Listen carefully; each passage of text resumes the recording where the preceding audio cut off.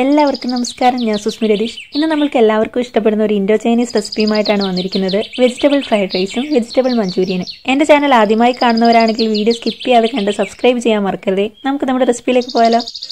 ആദ്യം തന്നെ മഞ്ചൂരിയൻ ആവശ്യമായ ഒരു ബൗളിലേക്ക് 1/2 കപ്പ് ക്യാരറ്റും 1/2 കപ്പ് ക്യാബേജും 1/2 കപ്പ് ബീൻസും 1/2 കപ്പ് സ്പ്രിംഗ് ഒനിയനും 1 ടീസ്പൂൺ ഇഞ്ചി വെളുത്തുള്ളിയും 3 ടേബിൾ സ്പൂൺ കോൺഫ്ലവറും 3 ടേബിൾ സ്പൂൺ മൈദയും ആവശ്യത്തിനുള്ള ഉപ്പും 1 ടീസ്പൂൺ മുളക് പൊടിയും 1/2 ടീസ്പൂൺ ഗരം മസാലയും ചേർത്ത് നന്നായി മിക്സ് ചെയ്ത് കുഴച്ചെടുക്കുക.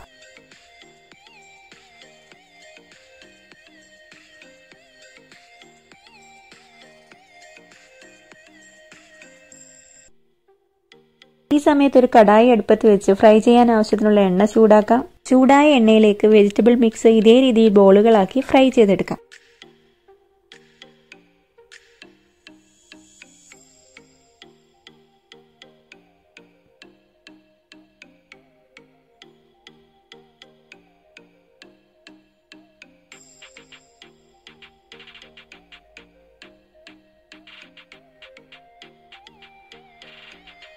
വെജിറ്റബിൾ ബോൾസ് എല്ലാം നന്നായി ഫ്രൈ ആയിട്ടുണ്ട്. നമുക്കിത് കോരി മാറ്റി വെക്കാം.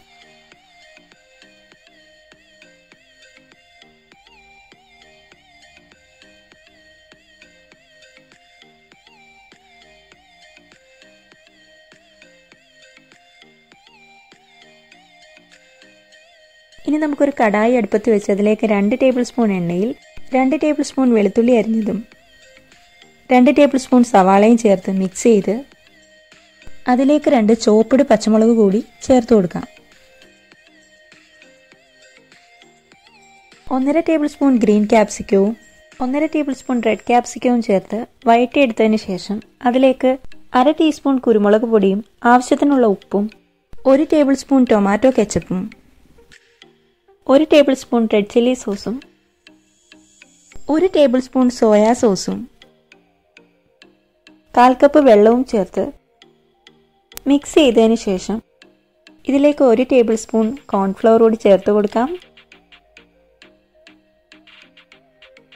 ഇതിലേക്ക് ഫ്രൈ ചെയ്ത് വെച്ചിരിക്കുന്ന വെജിറ്റബിൾ ബോൾസ് കൂടി ചേർത്ത് നന്നായി മിക്സ് ചെയ്ത്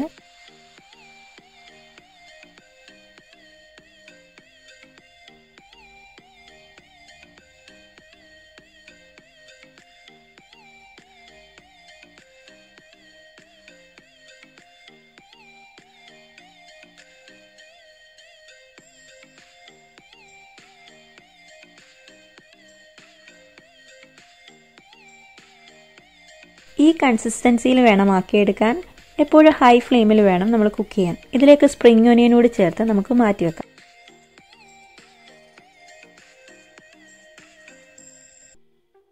ഇനി നമുക്ക് ഫ്രൈഡ് റൈസ് ഉണ്ടാക്കാൻ ആവശ്യമായ റൈസ് ഏകദേശം 80% കുക്കാക്കി തണുപ്പിച്ചെടുക്കാം.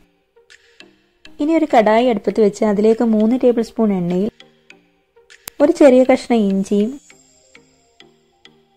3 ചോപ്പ്ഡ് ഗാർലിക്കും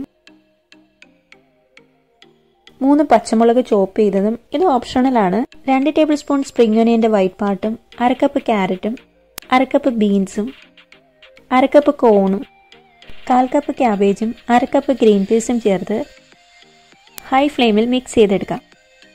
വെജിറ്റബിൾസ് പകുതി വെന്താൽ മതി. ഹൈ ഫ്ലെയിമിൽ വേണം കുക്ക് ചെയ്തെടുക്കാൻ.